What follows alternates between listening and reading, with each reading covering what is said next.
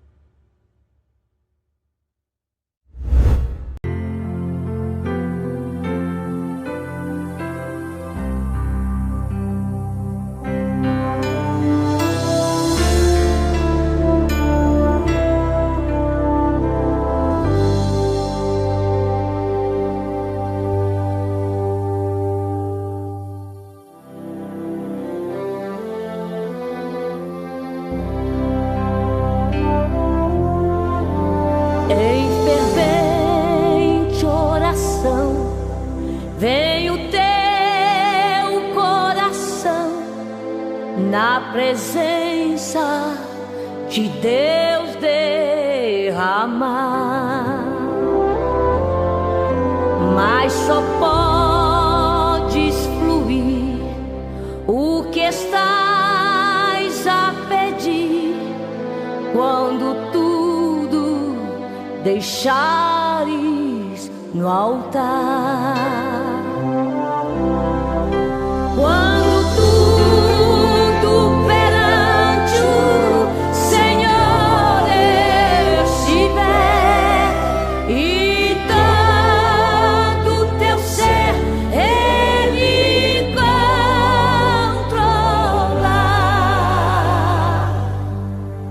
Só então hás de ver que o Senhor tem poder quando tudo deixares no altar.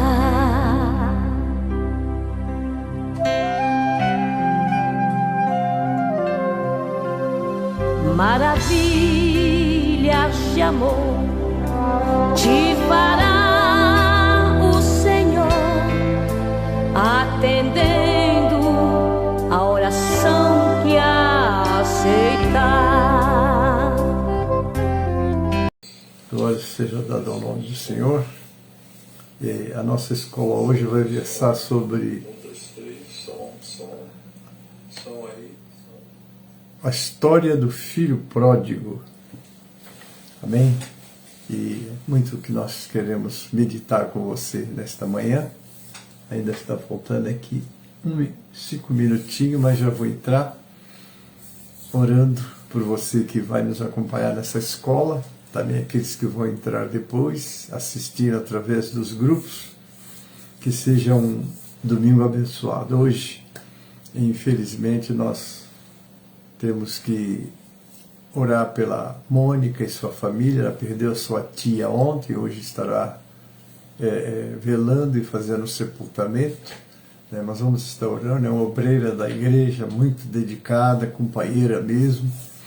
Que Deus console o coração de toda a família, os seus familiares. Vai estar na nossa oração agora.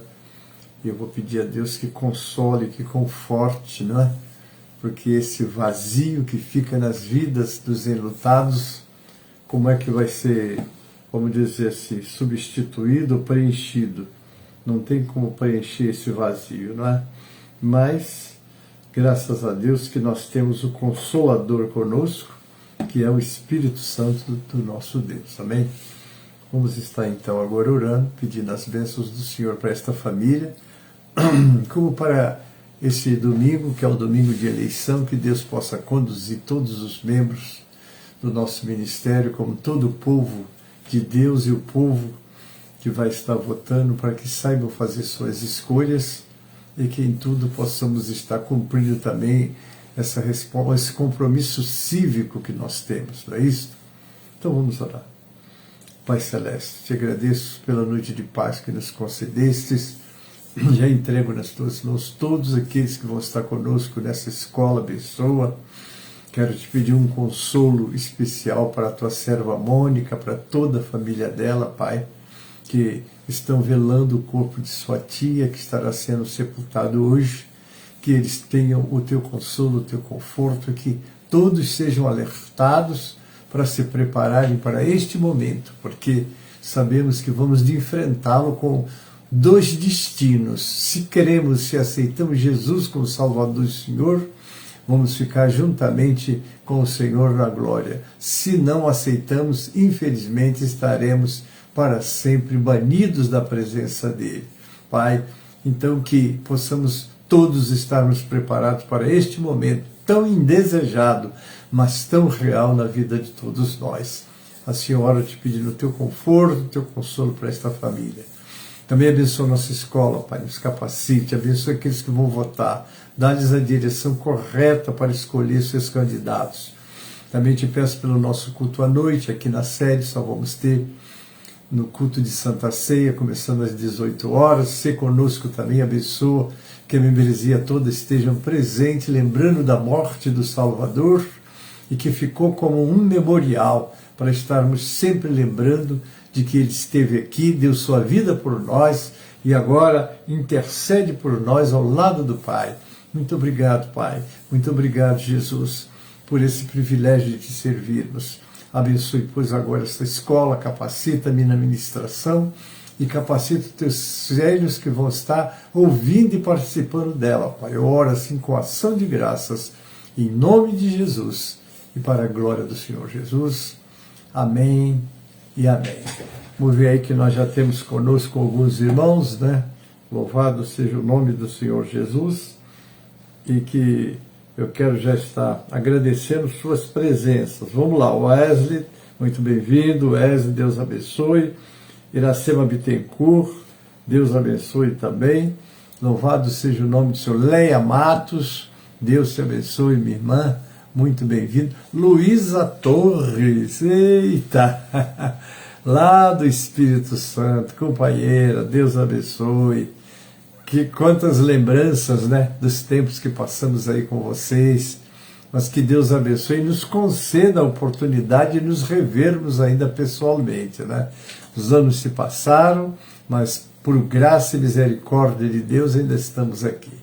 Amém? Queridos, então o nosso tema de hoje é sobre a história do filho pródigo, mas antes nós vamos estar adorando o Senhor com um louvor, que é o louvor que abre as nossas escolas, o 545 do Cantor Cristão.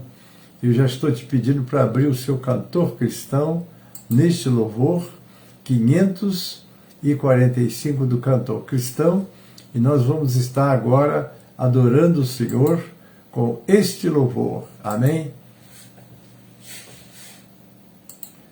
545 do Cantor Cristão. Este louvor nos acompanha sempre nas nossas aulas. Oba! Cadê? Está aqui. Jovens alunos da escola, a palavra de Deus estudar, boas novas ouvirmos de Cristo, e favores reais alcançar. Oh, vem, vem, vem, vem, sim, vem na escola comigo, ouvir boas novas do céu, boas coisas ali aprendemos, na bendita palavra de Deus. Vamos, jovens alunos à escola, pois queremos louvar ao Senhor. Seus conselhos ouvir com respeito, que se ensinam ali com amor.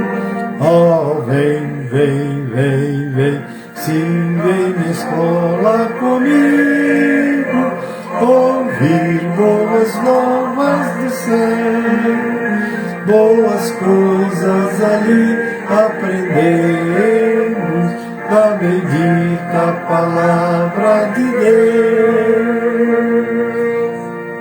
Ó Jesus, ser presente na escola, inspirando do santo poder, e que sempre do estudo aqui feito, muitos frutos possamos colher. Oh, vem, vem, vem, sim, vem na escola comigo, ouvir boas novas do céu, boas coisas ali aprendemos, da bendita palavra de Deus. Amém, irmãos? Então está aí conosco também o Joelsa Ferreira, Joelma. Seja bem-vinda, Deus abençoe, e que possamos ter um estudo dirigido pelo Espírito Santo. Amém? Nós vamos já estar fazendo a leitura do nosso texto básico, né? O nosso texto básico, ele está no livro de Lucas, capítulo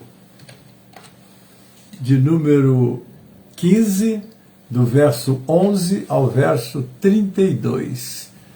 Iracema Bittencourt, Deus abençoe. Então nós vamos estar agora fazendo esta leitura.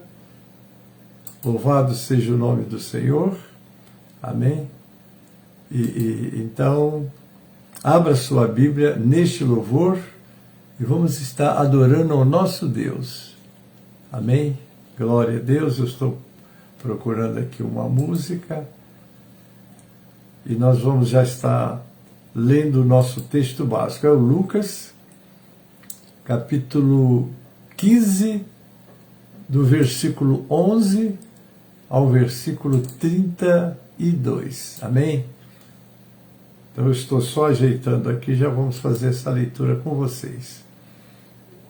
Estou escolhendo aqui um louvor de fundo e nós vamos já estar entrando nessa meditação.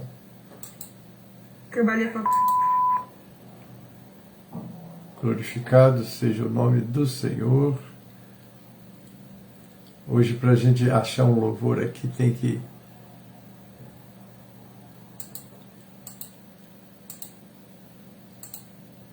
amém? Eu sempre tinha. Então a gente não tem mais essa liberdade, não. Neuza Fernandes, seja bem-vinda, minha irmã, Deus abençoe. Vamos à nossa aula então, queridos. Eu estou com dificuldade de achar aqui um louvor, que é muita propaganda e propaganda. Amém? Então vamos ler o nosso texto básico, está em Lucas 15, 11 a 32. Acompanha na sua Bíblia aí. Então vamos lá. A história do filho pródigo. Vamos lá, o verso 11. E disse um certo homem, tinha 2 filhos, e o mais moço deles disse ao pai: Pai, dá-me a parte dos bens que me pertence, e ele repartiu por eles a fazenda. E poucos dias depois, o filho mais novo, ajuntando tudo, partiu para uma terra longínqua, e ali desperdiçou seus bens, vivendo dissolutamente. E havendo ele gastado tudo, houve naquela terra uma grande fome, e começou ele a padecer necessidades. E foi, e chegou-se a um dos cidadãos daquela terra, o qual o mandou para os seus campos a apacentar porcos. E desejava encher o seu estômago com as bolotas que que os porcos comiam e ninguém lhe dava nada. E tornando-se em si, diz: quantos jornaleiros de meu pai têm abundância de pão e eu aqui pereço de fome? Levantar-me-ei e irei ter com meu pai. E dir-lhe-ei: pai, pequei contra o céu perante ti. Já não sou digno de ser chamado teu filho. Faze-me como um dos teus jornaleiros. E levantando-se, foi para seu pai. E quando ainda estava longe, viu o seu pai e se moveu de íntima compaixão. E correndo, lançou-se-lhe ao pescoço e o beijou. E o filho lhe disse: pai, pequei contra o céu e perante ti, e já não sou digno de ser chamado teu filho. Mas o pai disse ao seu servo: trazei depressa a melhor roupa, vestilho, ponde-lhe um anel na mão e o aparcas nos pés. Trazei o bezerro cevado e matai-o, e comamos e alegremo-nos, porque este meu filho estava morto e reviveu, tinha se perdido e foi achado. E começaram a alegrar-se. O seu filho mais velho estava no campo, e quando veio e chegou perto de casa, ouviu a música e as danças. E chamando um dos servos, perguntou-lhe o que era aquilo. E ele lhe disse: veio teu irmão, e teu pai matou o bezerro cevado, porque o recebeu são e salvos. Mas ele se indignou e não queria entrar. E saindo o pai, instava, quer dizer, insistia com ele. Mas respondendo ele, disse ao pai: eis que te sirvo há tantos anos, sem nunca transgredir o teu mandamento, e nunca me deste um cabrito para alegrar-me com os meus amigos. Vindo, porém, este teu filho, que desperdiçou os teus bens com as meretrizes, mataste-lhe o bezerro cevado. E ele disse: filho, tu sempre estás comigo, e todas as minhas coisas são tuas. Mas era justo alegrarmos-nos e folgarmos, porque este teu irmão estava morto e reviveu, tinha se perdido e achou-se. É interessante e maravilhoso isso, não é, queridos? Porque a volta de um filho que fugiu, que saiu de casa e que entrou exatamente para fazer coisas erradas, né, no mundo, porque o mundo jaz no maligno, e quando alguém se envolve com o mundo, vai ficar nas garras daquele que vê roubar, matar e destruir, não é isso? Então, que alegria foi para aquele pai o retorno desse filho, não é? E então eu quero fazer agora um pequeno comentário, já fazendo essa introdução. Essa parábola, ela refere-se ao Pai Celestial, não é? Quem era aquele pai? Ou quem é aquele pai que se alegra quando alguém retorna? O uso dessa palavra pelo autor tem como objetivo pintar uma imagem de um pai amoroso, misericordioso, refletindo a natureza de Deus. Esta palavra é usada para representar os filhos na parábola. Vamos fazer agora uma reflexão sobre esse texto, né? Vamos ver. A parábola do filho pródigo conta a história de um pai que possuía 2 filhos. Em certa altura da vida, o filho mais novo do homem pede ao pai a sua parte na herança e parte para terra distante, gastando tudo que tem em pecados, perdições, sem pensar no dia da manhã. Quando a sua herança acaba, o filho mais novo se vê sem nada e começa a passar necessidades e viver como um mendigo. A parábola até menciona uma parte em que a fome do homem era tamanha que ele tenciona compartilhar com os porcos da comida deles, que era aquela lavagem, né, que os porcos comiam. Em desespero, o filho volta à casa do pai arrependido. Seu pai recebe com muita festa, feliz pelo filho estar de volta, fazendo um banquete para ele.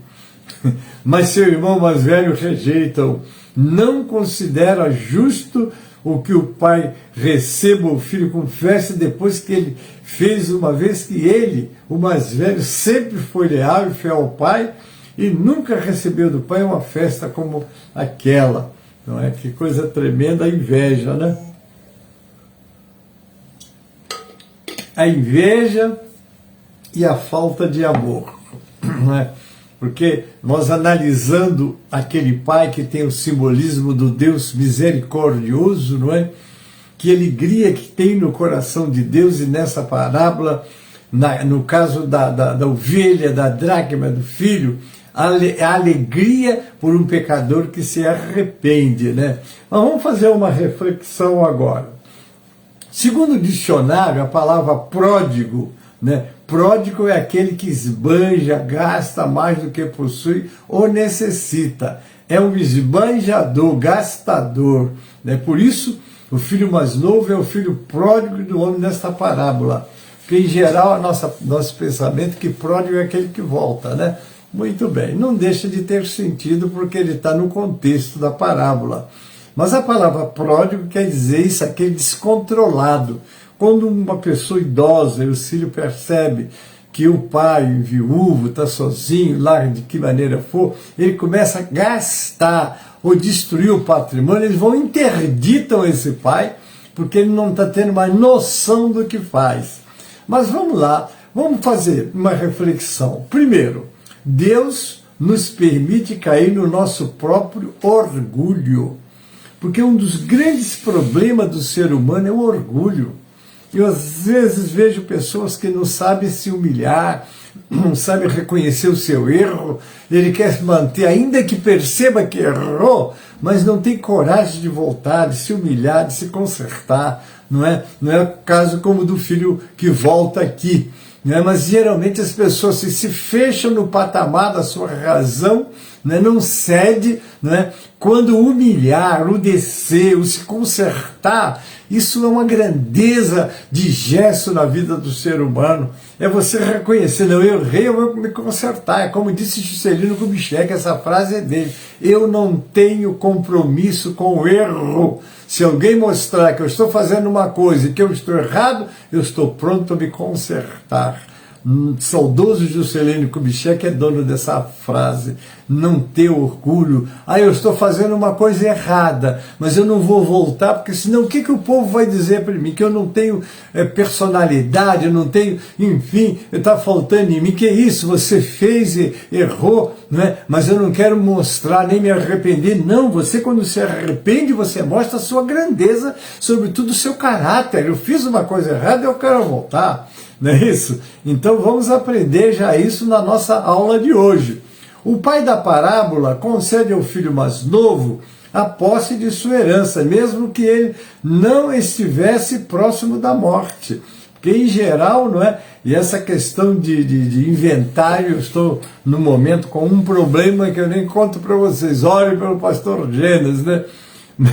Mas ele traz problema, a herança às vezes traz luta, prova, morte até em algumas famílias, misericórdia, né? Vamos lá, o pai poderia proteger o filho mais novo negando dinheiro, pois sair gastando a herança era visivelmente um ato irresponsável. Mas ele concedeu, permitiu que ele fizesse aquilo com orgulho e imprudência, pois tinha os seus planos, sabia que aquilo seria necessário para que seu filho se redimisse dos seus atos, que a pior coisa que tem é uma pessoa mal satisfeita. Eu estou fazendo isso, mas não é o que eu quero, não é o que me agrada. Às vezes Deus permite que você vá trabalhar o seu orgulho, vá viver e sofrer as consequências dele, para que você possa parar, refletir como fez esse moço, e voltar. Porque a grandeza está na presença de Deus, a grandeza está na casa de Deus e não fora dela. Vamos para a reflexão número 2, que eu numerei aqui. 2. Deus tem paciência com os erros dos seus filhos. Assim como o pai entendeu a imprudência do filho e teve paciência com os seus erros, também Deus tem infinita paciência conosco, seus filhos pecadores. E como tem paciência, não é? Por isso que Jeremias, em Lamentações de Jeremias, escreveu: as misericórdias do Senhor são a causa de não sermos consumidos, porque as suas misericórdias não têm fim. O pai da parábola não estava preocupado com o gasto da herança que ele havia juntado com tanto esforço. Ele precisava que seu filho passasse por essa lição para que crescesse como homem. Como é que a gente amadurece? É nas provas, é nas lutas, né? E esse menino com certeza voltou amadurecido para casa, não é? Ele teve a paciência de esperar que seu filho passasse por isso, se arrependesse dos seus atos. A paciência de Deus tem por objetivo dar-nos tempo para perceber nossos erros e nos arrependermos. Não é isso mesmo? Às vezes a gente não entende a misericórdia de Deus sobre os outros. Gostamos de tê-la e de possuí-la, mas quando olhamos outras pessoas, o nosso desejo é que elas sejam logo punidas e retornem. Alguém disse que pelo fato de Deus demorar a cobrar, muitas pessoas se assentam e se acomodam nos seus erros, mas a misericórdia do Senhor não tem fim. Me lembro de um saudoso pregador, saudoso Nilson do Amaral Fanini, é dono desta frase: do berço ao caixão estão todas as nossas oportunidades, e a paciência de Deus está aí. Não que Deus nos deixe sem alerta, sem até gritar nos nossos ouvidos, porque está escrito lá no capítulo 3 de Apocalipse, versículo 20, eis que eu estou à porta e bato. Se alguém ouvir a minha voz e abrir a porta, eu entro. Você perdeu a comunhão com o teu Deus? Mas eu sou membro da igreja. Não importa o que você seja, é como você está diante de Deus. Porque tem pessoas que se afastam de Deus, não tem mais prazer nas coisas de Deus, né? Vai ao culto quase como uma obrigação religiosa do que um momento de adoração, de alegria, de servir a Deus. Porque quando entrarmos na casa do Senhor, devemos de ter no coração esse pensamento: eu vim adorar o Senhor, eu vim cultuar, é entrar, é adorar, é comer a palavra de Deus como a alimentação que de fato ela é do nosso espírito, da nossa alma. Mas vamos para a reflexão número 3. Deus nos acolhe quando nos arrependemos verdadeiramente. Era aquela palavra que Pedro deu depois do Pentecostes: arrependei-vos e convertei-vos para que sejam apagados os vossos pecados e venham os tempos do refrigério pela presença do Senhor e envie Jesus Cristo, que já antes nos foi pregado. Então, o que nós precisamos? Arrepender de coração, né? E verdadeiramente. Vamos lá. Quando nós nos arrependemos verdadeiramente das nossas falhas, Deus nos acolhe de braços abertos. Porque Deus não se contenta com aparência. O Senhor quer de fato ver a nossa realidade. Deus olha o coração. Faz me lembrar quando Samuel chegou na casa de Jessé, como Deus tinha se provido de um rei da família dele, e os filhos dele passaram, cada um mais, vamos dizer, com aparência do que o outro. E Deus disse para Samuel: vocês olham para a aparência, eu olho para o coração. Por que Deus olha para o coração? Porque do coração procede as saídas da vida. E Deus quer ver se de fato você está arrependido, se de fato você está com Ele. Porque Ele disse certa vez: esse povo me honra com os lábios, mas o coração deles está longe de mim. Não é? Então, foi exatamente isso que o pai da parábola fez: acolheu seu filho arrependido. Ao invés de repreendê-lo pelo seu erro, faz-lhe uma festa com um banquete, não é? Então, quando há de fato arrependimento, quando há de fato aquele propósito de voltar para o Senhor, né? Porque o mundo vive afastado de Deus.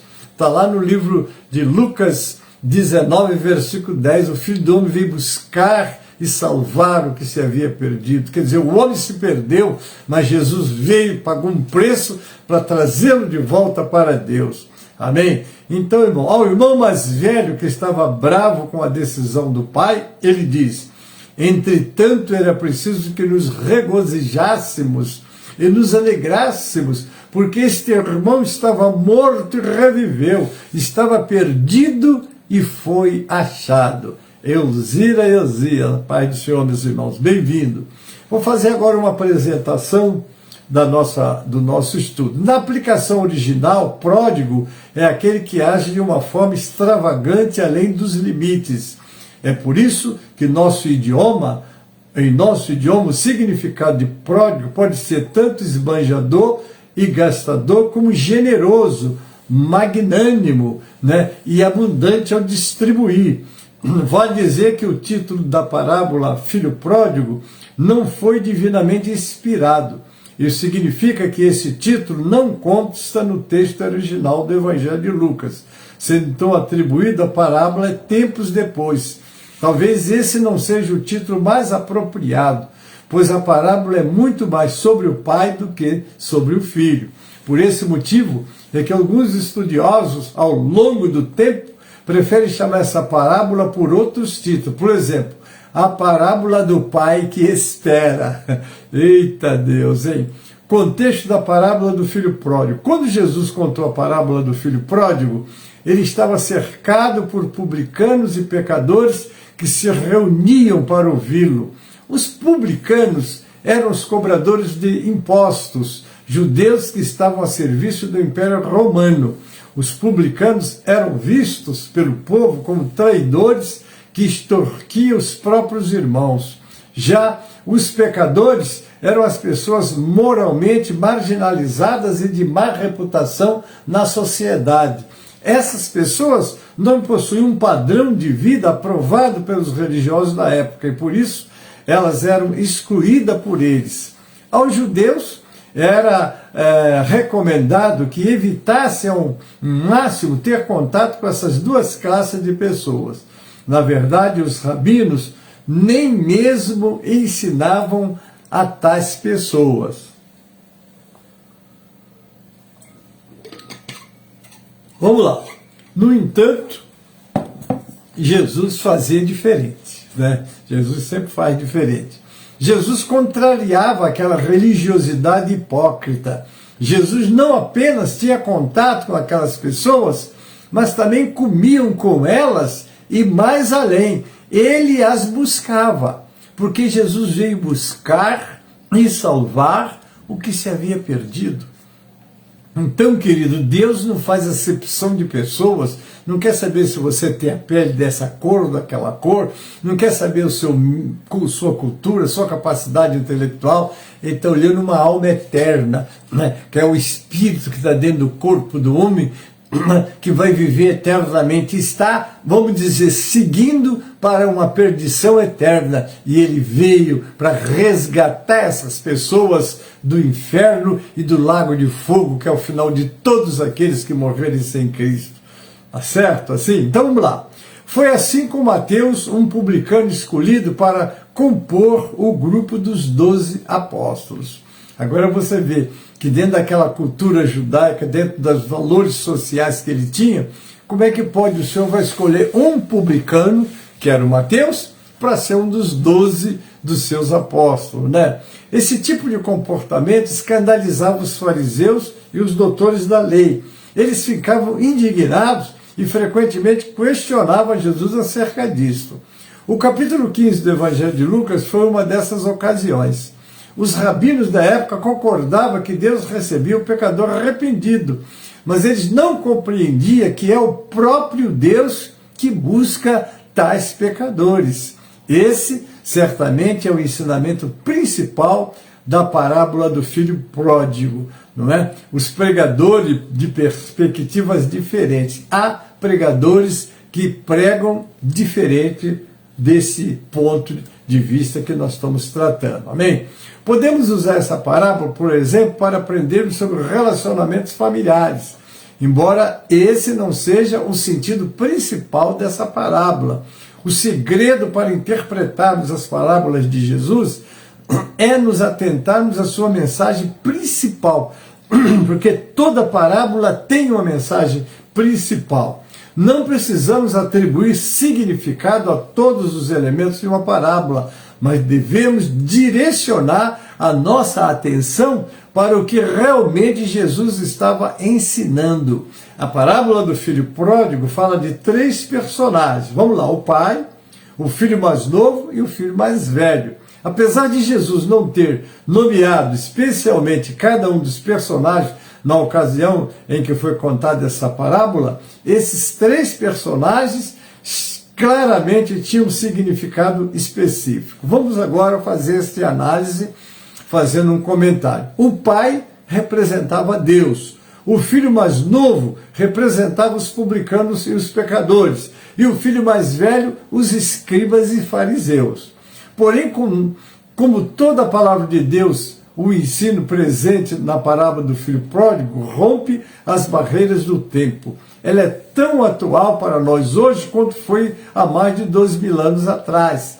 Da mesma forma como aquelas pessoas puderam ver a si mesmo, enquanto Jesus contava a parábola do filho pródigo, hoje nós também podemos nos identificar, né, como se estivéssemos na frente de um espelho enquanto lemos essa parábola. Com quem você se identifica mais? É com o filho mais novo, que gasta, que larga tudo e vai embora?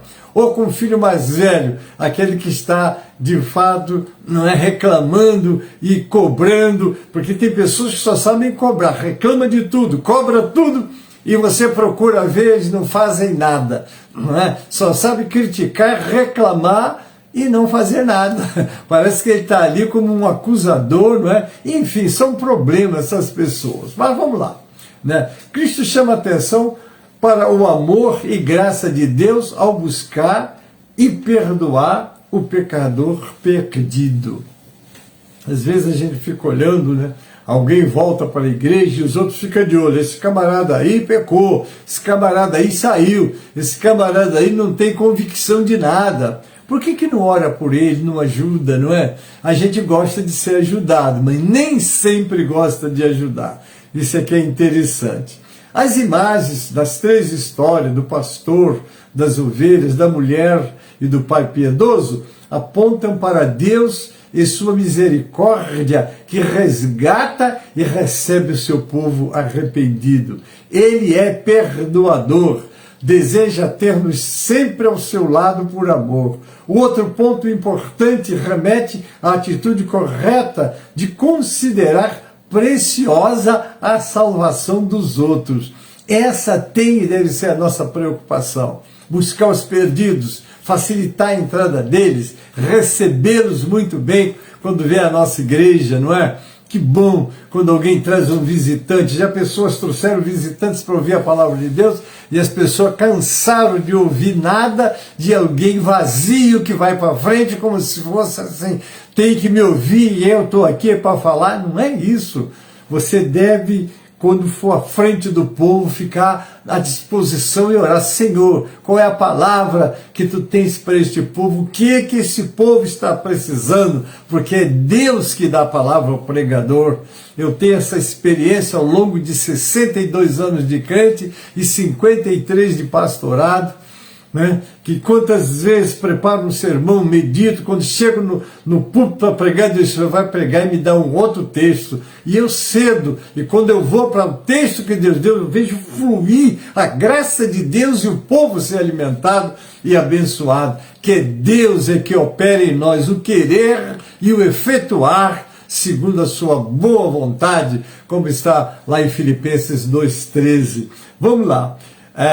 Passando por esferas de valor distintos, de uma ovelha para uma moeda e para um ser humano, perdidos, a ênfase aqui é dada às pessoas do reino de Deus. Jesus realça que é apropriado ter alegria com Deus pelo arrependimento dos perdidos que retornam ao lar. E eu não vou negar, para a igreja é uma alegria muito grande quando alguém vem e abraça a fé. Zileia Marques, a paz do Senhor, querida. Quinta-feira estamos chegando aí, vamos passar aí uns dias com vocês aí em Minas, não é? Fazendo esse trabalho aí, louvado é o Senhor. Um abraço do pastor Afonso e dessa família toda aí. Amém? Quando olhamos para o filho mais novo, talvez possamos dizer, esse sou eu. Mas não querendo dizer que você vai desviar e vai desperdiçar tudo que Deus lhe deu. Mas vamos dizer, eu sou o filho mais novo na hora que ele volta, não é isso? Ou quando olhamos para o filho mais velho, talvez também possamos dizer, acho que eu estou me comportando como ele. é chato, né? É importante dizer que Jesus direcionou a parábola do filho pródigo aos escribas e fariseus. É comum vermos essa parábola sendo usada apenas como ênfase no filho mais novo e geralmente aplicada àqueles que deixam a igreja, que é a casa do Pai. Porém, Jesus enfatiza muito mais o filho primogênito do que o mais novo, fazendo com que a própria parábola aponte especialmente para os religiosos. Não é? Porque você é religioso, amém, mas você precisa ser também cristão. Você tem que deixar que Deus flua através de você. Porque quando nós temos comunhão com Deus, nos misturamos com Deus na oração, na consagração, na meditação da sua palavra, aí, irmãos, quando nós tomamos a palavra, você vai exatamente exalar o cheiro de Deus por onde você passar. Se você é um louvor, você canta, a igreja é edificada e abençoada e glorifica. Se você prega ou se você dá um testemunho, porque você está cheio de Deus e a palavra de Deus, revestidos do Senhor e da força do seu poder. É esse, não fica imitando os outros simplesmente porque acha que eles falam bem, eles falam, eles buscam o Senhor, e você deve fazer o mesmo, falar e buscar o Senhor para ter o alimento que o povo de Deus precisa. Vamos lá, atitude do filho mais novo, vamos agora analisar aqui. Disse-lhe mais, certo homem tinha 2 filhos, o mais moço deles disse ao pai, dá-me o que me cabe, e ele lhe repartiu os haveres. O versículo 12 nos mostra que o filho mais novo tinha um plano. Ele queria sair de casa, pois estava cansado da vida do lar do pai. O filho mais novo se sentia preso e queria ser livre. Ixi, quantas pessoas ficam de olhos lá, porque isso, porque aquilo, começa a justificar sua atitude por alguma coisa que está lhe traindo. E ao invés de buscar o Senhor, a direção de Deus, deixa que o seu ego, o seu orgulho ou a sua satisfação tire ele da presença de Deus, da sua igreja. Domingos Júnior de França, Júnior Domingo de França, um abraço, querido. Deus abençoe. Então ele pediu a herança ao pai. Ele tinha direito a 1/3 da herança quando seu pai morresse, porém ele não podia esperar. Essa atitude foi um completo desrespeito. Ele não se importou com a vida do pai. Imagine o coração desse pai, tornando-nos, né, meditando nele. Maria Célia, oh querida, Deus abençoe, prazer em tê-la conosco, um domingo abençoado para a irmã. Então, ele não preocupou como estaria o coração daquele pai. O pai não estava preocupado com os bens materiais, ele estava, como todos os pais, preocupado com o filho, o aconchego, levantar de manhã, sentar à mesa com a família, até que se case, porque está na Bíblia também, deixará o pai e mãe, se unirá a sua mulher, é uma nova família.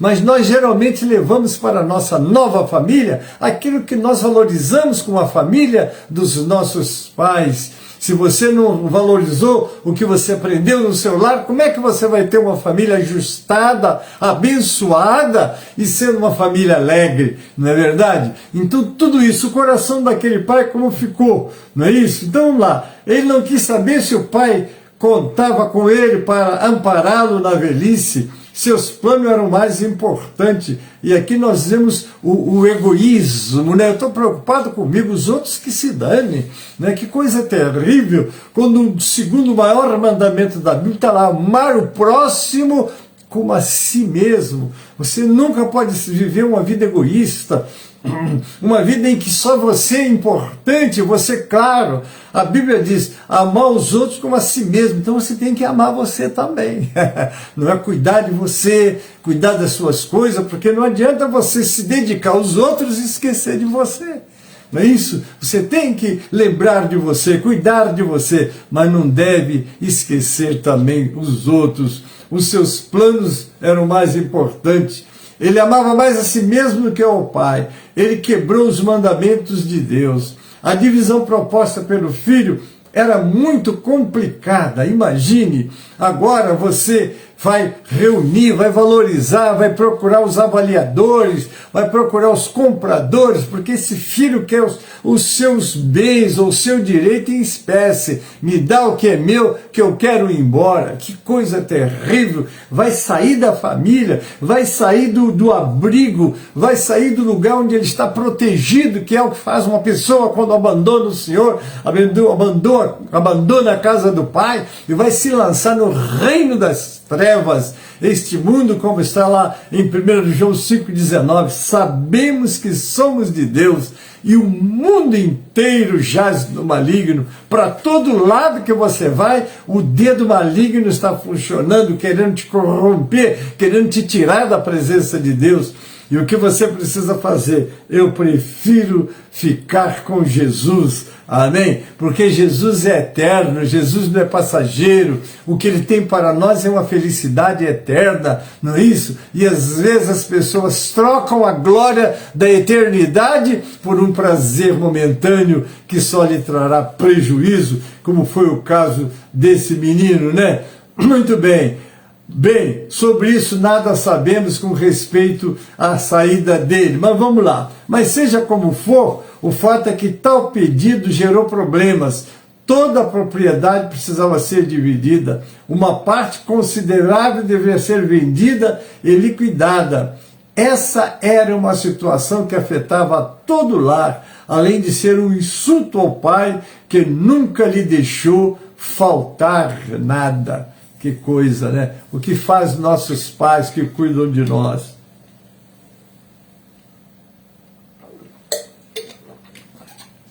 Que cria, que trabalha, que se esforçam. Há um pai, há pais que para dar o conforto e o bem-estar à família trabalha em 2 empregos, negocia sua folga, faz um plantão, faz uma hora extra, ele está procurando manter a sua família abençoada, sem falta de nada. E de repente um filho, uma filha, toma um impulso desse e abandona todo o conforto, toda a alegria, não é? E sai deixando um rastro, não é? De desespero nos pais e preocupação, que é o que fica quando um filho larga o seu lar. Vamos lá, o plano do filho pródigo. Passado não muitos dias, o filho mais moço, juntando tudo que era seu, partiu para uma terra distante e lá dissipou todos os seus bens, vivendo dissolutamente. Que há mais conselhos odiosos, não é? Você se mete no meio dos ímpios e eles têm tantas ideias malignas, né? Porque aquele que vem roubar, matar e destruir é que monitora, é que instiga e que os faz tomar atitudes erradas, porque é isso que ele faz. Ele destrói as pessoas, nos vícios, nas drogas, enfim, em tudo que possa trazer desgraça. Ele veio roubar, matar e destruir. Quantos abandona aquele que vem nos dar vida e vida com abundância e cai nas garras do destruidor? Coisa terrível, né? No versículo 13, encontramos o filho mais novo saindo de sua terra com liberdade e recurso para viajar o mundo. Ele poderia ir para a Ásia Menor, ao norte, ou ao Egito, à África do Sul, ou a Babilônia, ao leste da Grécia, ou a Itália, ao oeste. Não sabemos para onde ele foi. Só sabemos que ele foi para um lugar distante. Ele se afastou o máximo que pôde da casa do Pai. Parece que ele olhou para trás, estou liberto. Não é assim que as pessoas que saem das mãos do domínio glorioso daquele que veio para que tivéssemos vida e abundância, agora eu estou livre, vou fazer tudo que eu sempre quis. Ora, coisas que você sempre quis é de uma natureza caída, não é? Que está desejando só o que te traz destruição, enquanto o Senhor quer te manter debaixo do seu aconchego. Aí está Eremita Pereira Leite, bem-vinda, Deus abençoe, querida. Então, irmãos, Deus cuida da gente. Eu estou servindo o Senhor há 62 anos, eu tinha 16 anos quando abracei a fé em Jesus, eu estou com 78, louvo a Deus por esses 62 anos, nunca me faltou nada, alegria, paz, família, não é? Porque o que acontece? Você entra na família de Deus e você ali, você tem um aconchego, carinho. O que esse povo não faz? Onde eu chego, viajei para a Bahia, que eu estava longe de lá 15 anos. Que carinho que aquele povo me recebeu. Já ficaram reclamando, não demora mais 15 anos para voltar, não. Está lá na Bolívia, está lá o pastor Raimundo Cupertino clamando, quando é que o senhor vem aqui? Né? Outro dia, já faz mais de ano, que ligou uma irmã de lá, pegou meu telefone, pastor Gênio, eu vou fazer aniversário hoje, ela estava na Bolívia, pensou que eu estivesse por lá para ir lá participar do aniversário dela. Então essa amizade de família, esse carinho, isso é uma coisa muito preciosa, irmãos. Viver no meio de um povo, não é que é verdadeiro, não é que não está interessado no que você tem, mas em você como pessoa, isso é muito valioso para nós.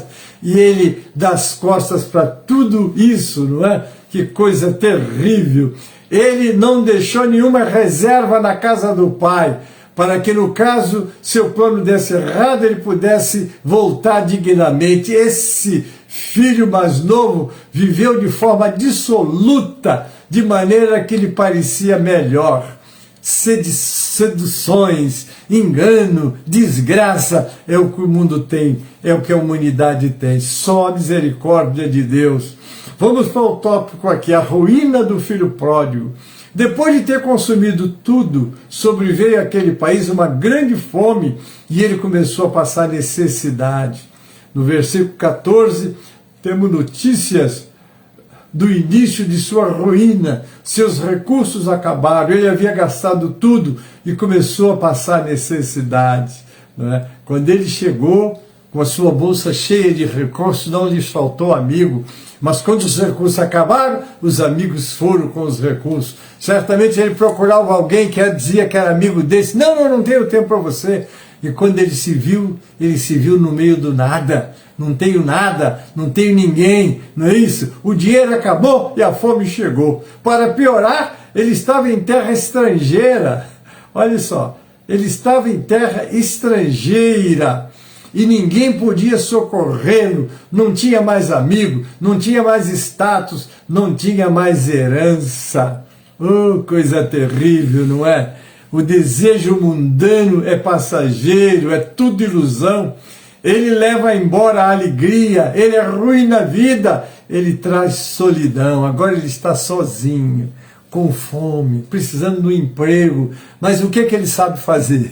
Sempre teve o carinho, o apoio do pai, não se especializou em nada que pudesse chegar e viver à sua custa aos seus trabalhos. Quantos e quantos estão assim, né?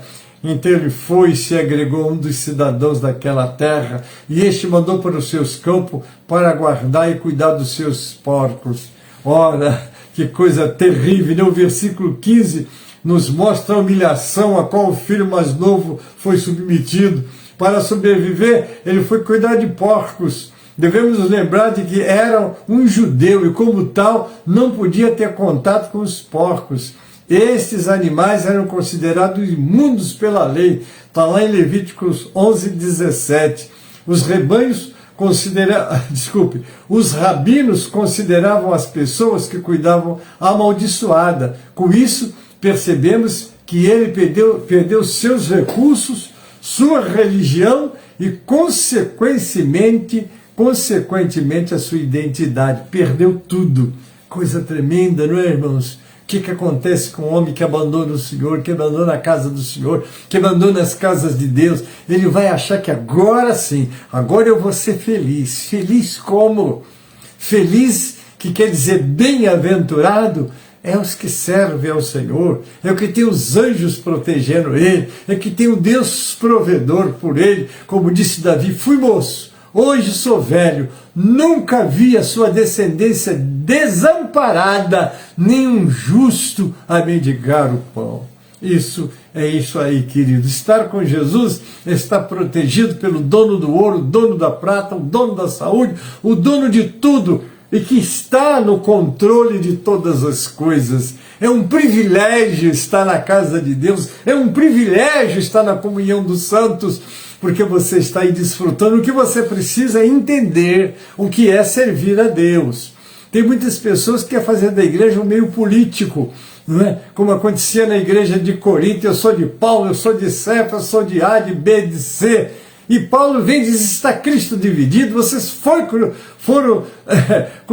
alguém crucificado por vós, né? Então ele mostra: quem planta não é nada, quem rega não é nada, quem é tudo é o Senhor que dá o crescimento, é Ele. Você foi louvar a Deus: mas o A não está e o B não tem, mas Jesus está. E se você foi adorar a Deus, você tem que se alegrar quando entrar na casa de Deus, porque você está em comunhão com Deus, recebendo aquela graça que desce do céu para você. Oh, aleluia! Louvado seja o nome do Senhor. Por isso é que o salmista disse: alegrei-me quando me disseram, vamos à casa do Senhor. E na casa do Senhor é aquela alegria. Você tem que ver os rostos alegres. Quando eu vejo um irmão triste, eu disse: meu irmão, por que você está triste? Na presença do Senhor, abundância de alegria. Venha para a presença do Senhor e se alegra, não é? Mas ele agora estava sofrendo as consequências do seu erro. Alguém disse com muita razão: semear você é livre para semear, não é? Você semeia o que você quiser. Agora, colher é obrigatório. Você vai colher o que você semeou. O filho mais novo semeou as coisas erradas e estava colhendo. No verso 16 diz: ali ele desejava fartar-se das alfarrobas que os porcos comiam, mas ninguém lhe dava nada. Que estado aquele menino chegou! Agora estava vendo os porcos comer lavagem, comer as coisas que lhes era dada, que sobrava na mesa dos... E ele desejava, mas ninguém lhe dava. Ele não podia nem tocar na lavagem do porco. Ele estava com fome e ia continuar com fome. Que coisa terrível, não é? Entretanto, o não comer não representava alguma dignidade para ele. Ao contrário, representava castigo e fome. Castigo e fome. Fome do Deus vivo. A minha alma tem sede de Deus, do Deus vivo. Quando entrarei e me apresentarei ante a face do Senhor. É o Salmo 42 que o salmista fala. Vamos para o terceiro ponto: a transformação do filho pródigo. Essa parte é importante. Então, caindo em si, quantos trabalhadores do meu pai tem pão com fartura e eu aqui morro de fome? Já está no verso 17, né? Então, aí lemos que caiu em si. No original seria algo como recobrou o seu senso. E quando voltou a si mesmo, nesse momento vemos que ele sentiu saudade de casa. Tem pessoas que só valorizam as coisas quando perdem. Enquanto tem aquele filho que maltrata a mãe, maltrata o pai, maltrata a casa, quando esse lhes falta, ele começa a ver: onde é que está minha mãe? Eu não tinha esse problema, isso.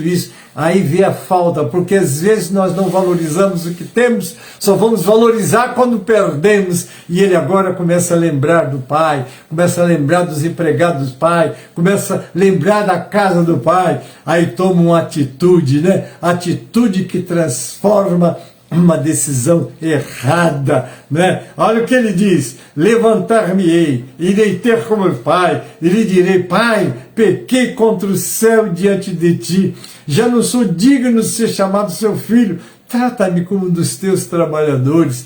Ele estava disposto a voltar para casa e ser como um trabalhador do pai, né? Aí está Luiz Carlos Souza, bem-vindo, querido, Deus abençoe. Ele não importava: eu quero ser como um empregado, nem que eu tenha que varrer a casa, nem que eu tenha que lavar a louça, nem que eu tenha que caminhar o terreno, nem que eu tenha que fazer esse trabalho de um serviçal. Eu quero voltar para minha casa. Agora ele viu quanto era importante o aconchego da família. Percebemos que nos versículos 18 e 19 ele reconheceu o seu erro. Naquele momento ele soube que seu abandono foi precipitado e que sua decisão foi insensata. Também entendeu o que fez não foi apenas um erro, foi um pecado. Ele havia pecado contra Deus e contra o Pai. Ele compreendeu quão ingrato ele havia sido e sabia que não poderia mais ser chamado de filho. Então queria ser um empregado temporário.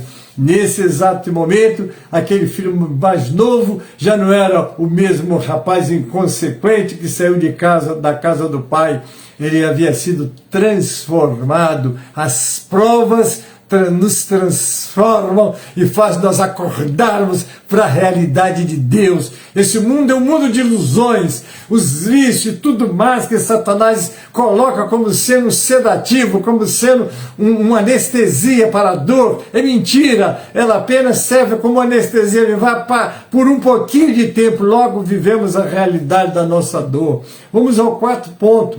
No versículo 20, lemos que o pai avistou o filho que estava retornando. O pai nunca havia perdido o interesse no filho, e uma vez ou outra sempre estava olhando. Oh Jesus, meu tempo está acabando.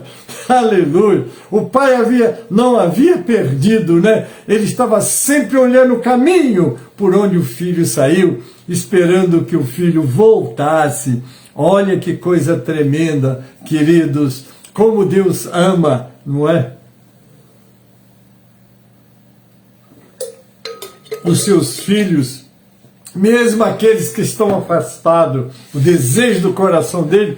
E esses três, tanto a ovelha perdida, a dracma perdida, como o filho perdido, era Deus mostrando o carinho, o amor que ele tem por aqueles que estão afastados dele. Não é isso? Então, o texto diz que ele correu para o filho. Naquela época, o ancião não podia correr, isso era indigno, mas o pai não se importou com a humilhação. O que importava era o filho a quem ele estava buscando no caminho. Lá vinha aquele menino, o pai abraçou, não olhando para a condição em que seu filho estava se aproximando. O filho estava rasgado, descalço, era a personificação da miséria, mas o pai só olhou o arrependimento e acolheu em seus braços. É o que Jesus faz conosco. Vamos para o mundo, nos lameamos de vícios, de tanta coisa ruim, voltamos com o mau cheiro de tudo, e ele está pronto a nos abraçar, nos receber com alegria, né? E o filho disse: pai, pequei contra o céu e diante de ti, já não sou digno de ser chamado teu filho. Mas o pai não queria conversar. No versículo 21, vemos que o filho começa a fazer o discurso que havia ensaiado. Ele reconheceu o seu pecado, reconheceu a sua miséria, reconheceu que não tinha mérito algum e reconheceu que não era digno de ser chamado mais filho.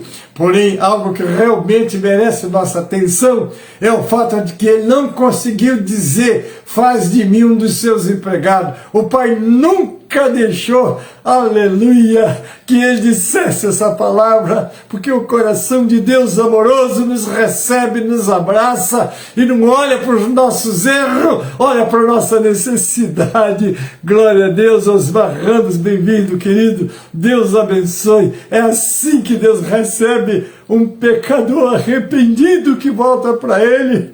Aleluia. Glória a Deus. O pai, porém, disse aos seus servos: trazei depressa a melhor roupa e vestiu, pondo-lhe um anel no dedo, sandália nos pés, trazei também a mãe e matai o novilho cevado, comamos, regozijemo-nos. Que coisa tremenda, queridos! A preocupação de Deus é a volta daquele que está fora, como devemos de amar, ajudar, orar, ajudar mesmo, visitar, mas esse camarada está no vício, está na droga, está na prostituição. Vai lá, abraça ele e diz: mas Jesus te ama. Não é? E conta essa história linda, não é, desse moço que voltou. Aleluia, glória a Deus. Nos versículos 22 e 23 tem um relato de como o pai recebeu de volta ao lar. O pai queria dar ao filho a importância que ele não merecia, mas o seu amor de pai era imenso, inexplicável. Oh, glória a Deus! O pai lhe providenciou roupa, símbolo de honra, anel, símbolo de autoridade, sandália, um símbolo de que ele não era um escravo. Ele veio libertar, ele veio transformar, ele veio renovar, como nós éramos antes do pecado e como estamos quando nos enveredamos pelo caminho do rei, do erro. Aquele era era um homem livre, pois o amor do seu pai o libertou. O pai também manda preparar o bezerro cevado. Esse animal era um novilho guardado para ser usado somente em ocasião especial. E o pai considerou aquele momento, aleluia, glória a Deus, uma ocasião muito especial para o pai. Haveria ocasião mais especial do que essa? Oh, Deus poderoso, desculpe a minha emoção, mas entrar, meditar na grandeza do perdão, na grandeza do abraço, na grandeza dessa recepção, me fez assim, queridos. Louvado é o nome do Senhor. Deixa eu ver se eu consigo trazer um louvor. Eu sei que a hora está avançada, mas eu gostaria, né, irmãos, de trazer um louvor para vocês. Vamos ver se eu consigo aqui trazer esse hino 76 da harpa. Eu acho que é o 76 da harpa cristã, para nós louvarmos ao Senhor, que esse é um momento muito especial para nós. Vamos ver se a gente consegue trazer esse louvor. Vamos lá. Vamos cantar, vamos alegrar.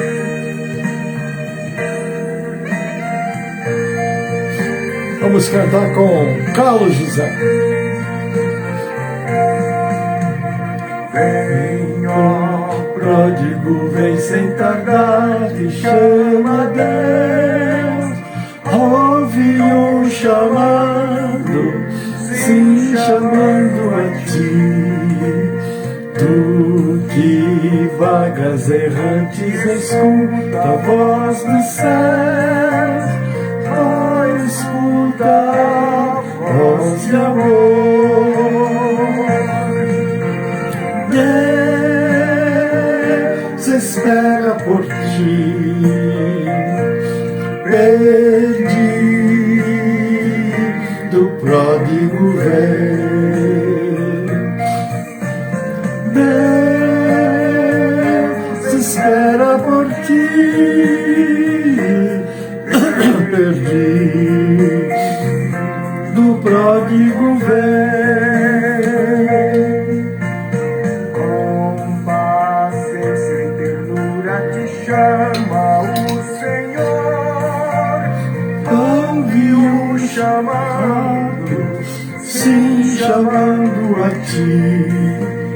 Vem enquanto te chama o Rei, o Salvador. Oh, escuta a voz de amor.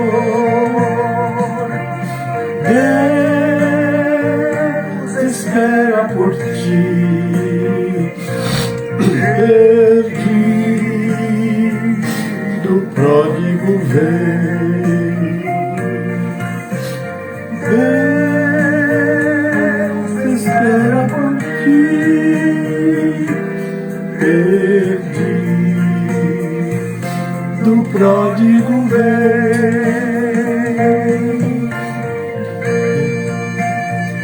Glória a Deus, glória a Jesus, como Ele espera, não é, queridos? E nós devemos de nos empenharmos em trazê-lo de volta aqueles que se afastaram. Lá na casa do Pai abundância há de pão. Ouve um chamado, sim, chamando a ti. Já está pronta a mesa com toda a provisão. A escutar voz de amor.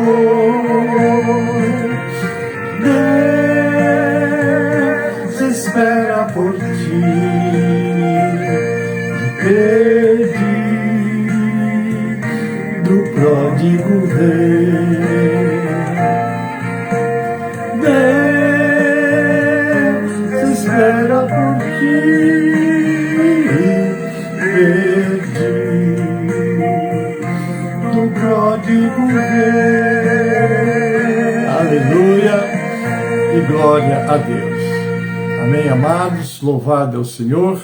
Nós estamos chegando ao fim da nossa escola e agora eu quero conhecer os aniversariantes da semana. Você fez aniversário essa semana? Parabéns. Irmã Sônia Maria está aí também. Deus abençoe, bem-vinda. E se você fez aniversário, eu quero ler com você o Salmo 90, versículo 12. Vamos lá?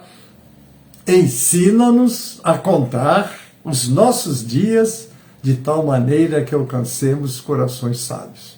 Deus te abençoe e multiplique muito esta data e que em tudo o Senhor seja glorificado na tua vida. Amém? Não esqueça, hoje ao meio-dia nós temos o clamor do meio-dia, às 18 horas, o clamor das 18 horas com as irmãs. E nós estaremos transmitindo o nosso culto de Santa Ceia na sede, às 18 horas. Todas as igrejas do ministério hoje deram ceia, né, e vão dar ceia à noite também. Amém?